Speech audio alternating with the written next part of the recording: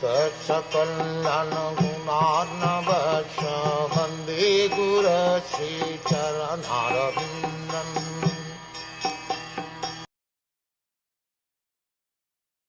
The devotee, thus surpassing the gross and the subtle forms of coverings, enters the plane of egoism.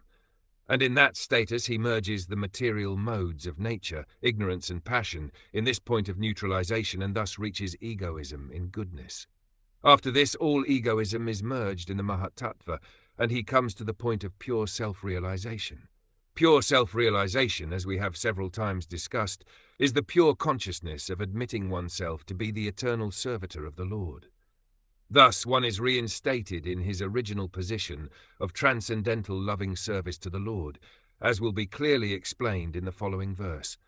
This stage of rendering transcendental loving service to the Lord, without any hopes of emolument from the Lord or any other way, can be attained when the material senses are purified and the original pure state of the senses is revived.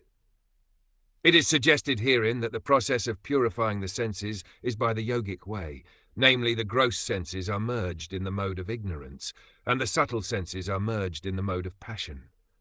The mind belongs to the mode of goodness, and therefore is called Devmaya, or godly. Perfect purification of the mind is made possible when one is fixed in the conviction of being the eternal servitor of the Lord. Therefore, simple attainment of goodness is also a material mode. One has to surpass this stage of material goodness and reach the point of purified goodness, or Vasudeva Sattva. This Vasudeva Sattva helps one to enter into the kingdom of God. We may also remember in this connection that the process of gradual emancipation by the devotees in the manner mentioned above, although authoritative, is not viable in the present age because of people's being primarily unaware of yoga practice. The so-called yoga practice by the professional protagonists may be physiologically beneficial, but such small successes cannot help one in the attainment of spiritual emancipation as mentioned herein. 5,000 years ago, when the social status of human society was in perfect Vedic order, the yoga process mentioned herein was a common affair for everyone, because everyone, and especially the Brahman and Kshatriya, was trained in the transcendental art under the care of the spiritual master far away from home, in the status of brahmacharya. Modern man, however, is incompetent to understand it perfectly. Lord Sri Chaitanya, therefore, made it easier for the prospective devotee of the present age in the following specific manner. Ultimately, there is no difference in the result. The first and foremost point is that one must understand the prime importance of bhakti yoga. The living beings in different species of life are undergoing different terms of engagement according to their fruitive actions and reactions. But in the execution of different activities, one who secures some resources in bhakti yoga can understand the importance of service to the Lord through the causeless mercy of the Lord, as well as that of the spiritual master. A sincere soul is helped by the Lord through meeting a bona fide spiritual master, the representative of the Lord. By the instruction of such a spiritual master, one gets the seed of bhakti yoga. Lord Sri Chaitanya Mahaprabhu recommends that the devotee sow the seed of bhakti yoga in his heart and nurture it by the watering of hearing and chanting the holy name, fame, etc. of the Lord.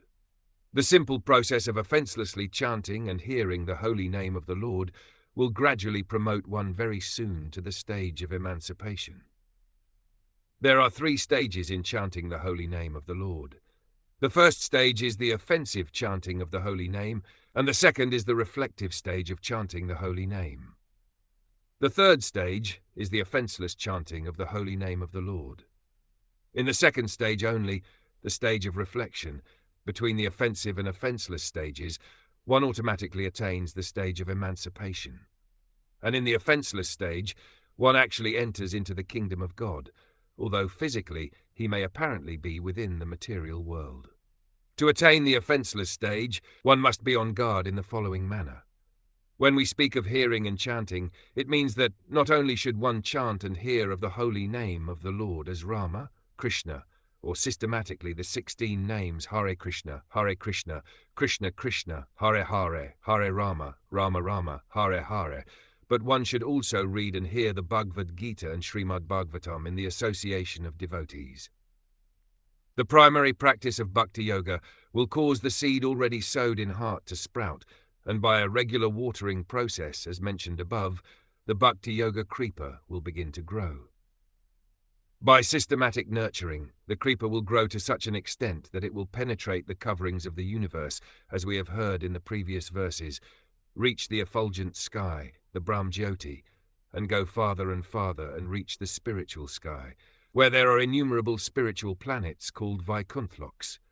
Above all of them is Krishnalok, or Goloka Vrindavan, wherein the growing creeper enters and takes repose at the lotus feet of Lord Sri Krishna, the original personality of Godhead. When one reaches the lotus feet of Lord Krishna at Goloka Vrindavan, the watering process of hearing and reading, as also chanting of the holy name in the pure devotional stage, fructifies, and the fruits grown there in the form of love of God are tangibly tasted by the devotee, even though he is here in this material world. The ripe fruits of love of God are relished only by the devotees constantly engaged in the watering process as described above. But the working devotee must always be mindful so that the creeper which has so grown will not be cut off. Therefore he should be mindful of the following considerations. One offence by one at the feet of a pure devotee may be likened to the mad elephant who devastates a very good garden if it enters. 2. One must be very careful to guard himself against such offences at the feet of pure devotees, just as one protects a creeper by all-around fencing. 3. It so happens that by the watering process some weeds are also grown, and unless such weeds are uprooted, the nurturing of the main creeper, or the creeper of bhakti yoga, may be hampered. 4. Actually, these weeds are material enjoyment, merging of the self in the absolute without separate individuality, and many other desires in the field of religion, economic development, sense enjoyment, and emancipation. 5. There are many other weeds, like disobedience to the tenets of the revered scriptures, unnecessary engagements, killing animals, and hankering after material gain, prestige, and adoration. 6.